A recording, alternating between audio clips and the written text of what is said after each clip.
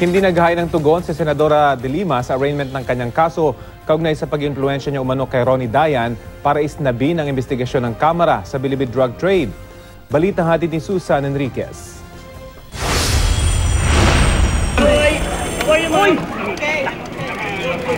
Bantay sarado ng mga pulis si Senadora Leila De Lima nang humarap siya sa Branch 34 ng Quezon City Metropolitan Trial Court para sa arraignment ng kasong disobedience to summons of National Assembly na isinampa ng Department of Justice.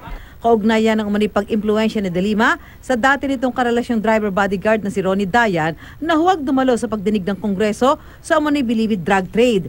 Sa dami ng media at ng mga taong nais makapasok sa loob, isinarado ang roll-up door ng korte. Sa pagharap sa korte, tumanggi maghain ng tugon ang senadora, kaya ang korte na ang naghain ng not guilty plea para sa kanya. Matapos ang arraignment, nahingan ko na maiksing pahayag ang senadora. Ito po mga ganitong kaso, isa lang sa mga harassment suits. Bukod kasi sa kasong ito, 3 iba pang drug case kaugnay ng umano'y bilibid drug trade ang kinakaharap niya ngayon at dahilan kung bakit siya nakadetene ngayon sa PNP Custodial Center sa Camp Crame. Sa tingin ho namin talagang na-file lang ho ito para may ma-file ang House of Representatives against Senator De Lima. Paglabas ng senadora,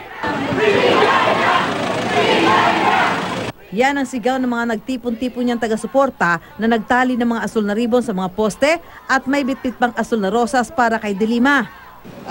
Talagang harassment to. No? Talagang lahat ng pwede nilang ipukol, lahat ng pwede nilang gawin para hindi siya makapagsalita, gagawin nila.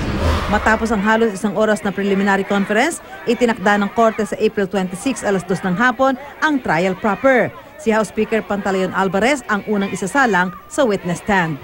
Susan Enriquez, GMA News.